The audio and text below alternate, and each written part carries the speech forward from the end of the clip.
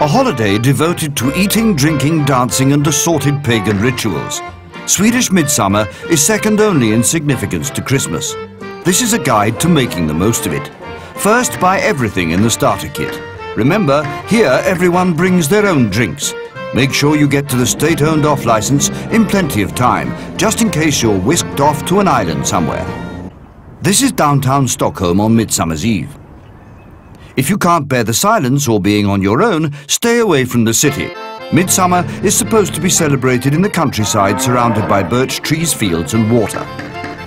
The first thing you have to do is to make your own midsummer garland. Avoid the kitchen at all costs. Some unfortunate soul always gets stuck scrubbing the potatoes.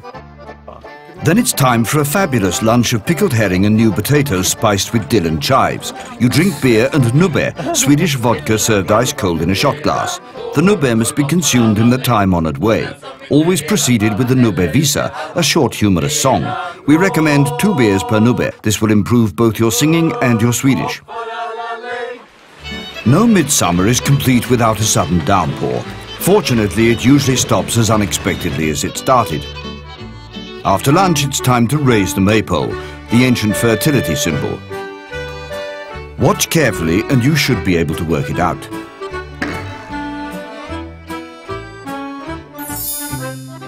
The origins of Swedish midsummer are unclear.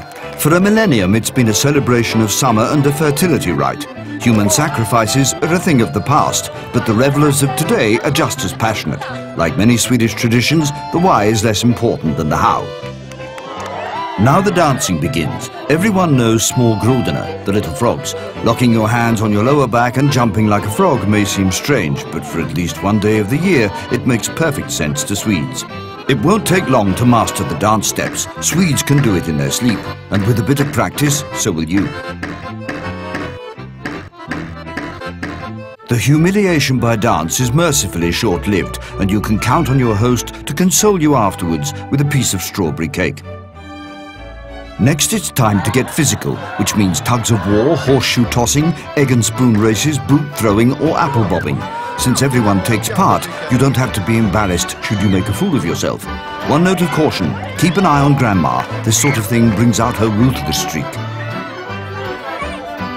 All this strenuous exercise calls for some real food. Time for a barbecue. Since all Swedish men want to show off at the grill, this might be a good time to get to know some Swedish women.